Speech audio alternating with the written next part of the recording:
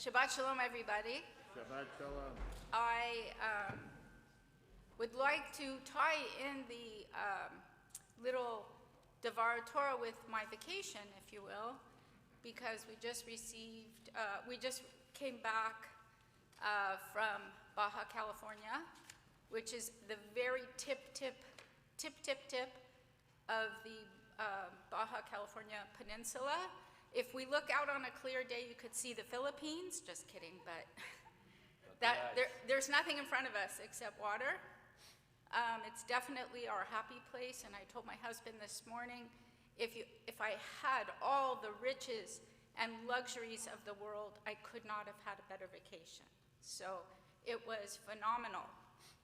Just one of the reasons why it was so phenomenal, and this is where I'm going to tie it in with the Parsha, is that we had our family together, all 6 of us plus 1.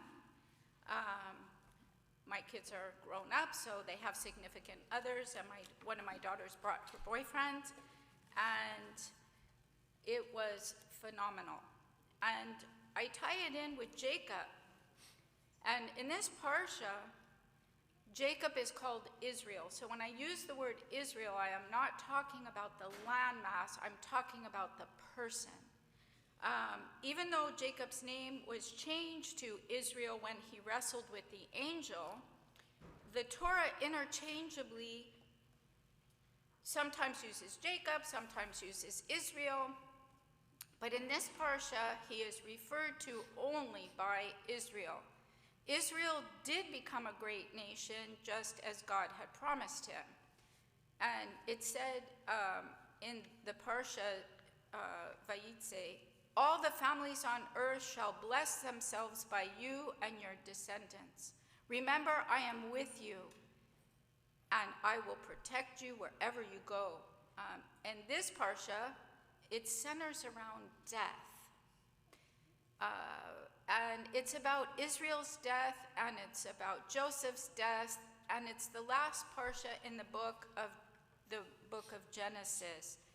And if we take a step back, we can see through the storylines of all the Parshiot in the book of Genesis how true that promise was that Hashem gave to Israel.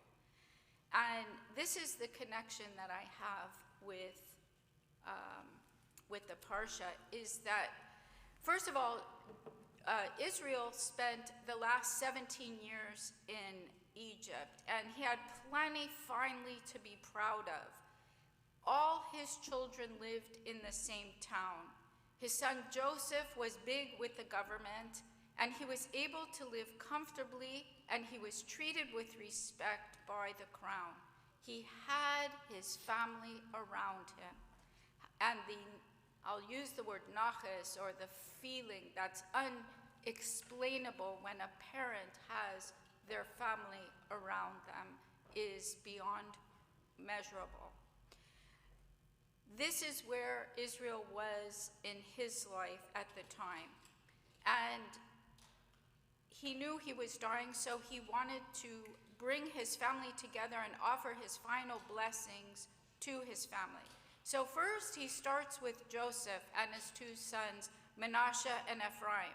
And he explains to Joseph, 1, how happy he was to be able to be there with his grandchildren and his son, who he thought he would never see again.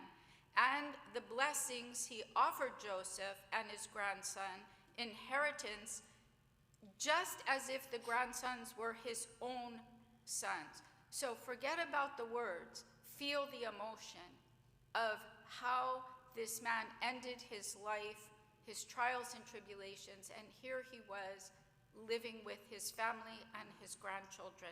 Timeless. Forget about being ancient history. This is timeless.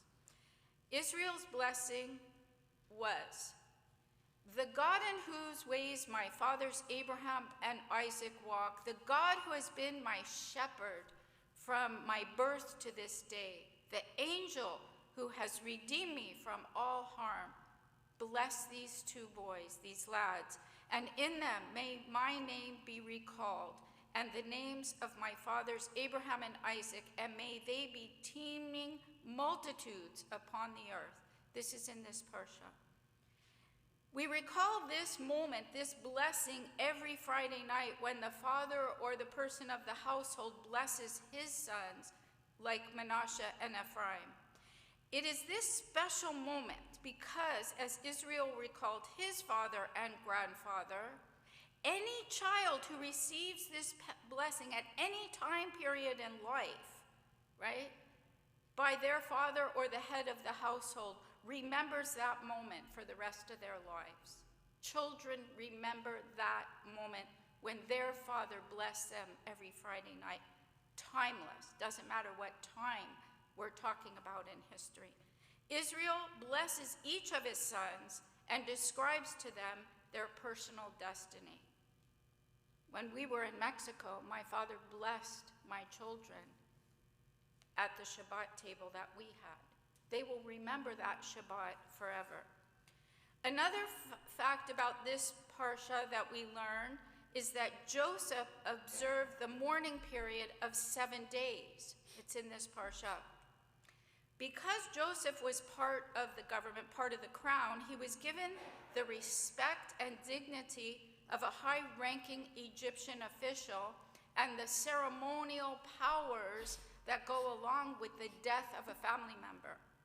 Joseph followed the Egyptian death traditions of embalming and lying in state, but he also kept his father's promise to bury him with Israel's own ancestral family. He was granted permission to leave and bury Israel in the cave of Machpelah in Canaan. There seems to be no other choice for Joseph, because he was very high up in government, that he had to, I'll say, observe the Egyptian burial practices as well as the Jewish burial practice, or the request of his father. Then, after the death of Israel, there comes a bit of drama, like every good story, and the brothers think that since Israel passed away, Joseph is going to take revenge because Israel was the glue that kept the family balanced. As we all know, in our family, there is always that glue, that person. And sometimes it's good when they're here, pass away, and sometimes it isn't. And the boys felt that they were going to be challenged now because Israel wasn't there. Joseph ends up dying at the age of 110 years, and he was embalmed and placed in a coffin in Egypt. Hazak, hazak, v'yiknatsek.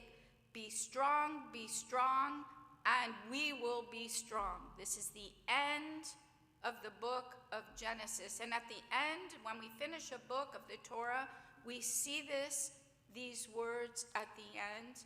And the words actually come from the book of Yoshua, when God encouraged Yoshua by telling him, be strong and resolute to observe faithfully all the teachings that Moses taught you.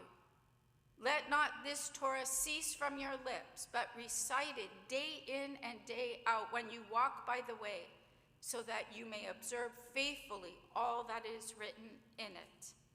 Shabbat Shalom.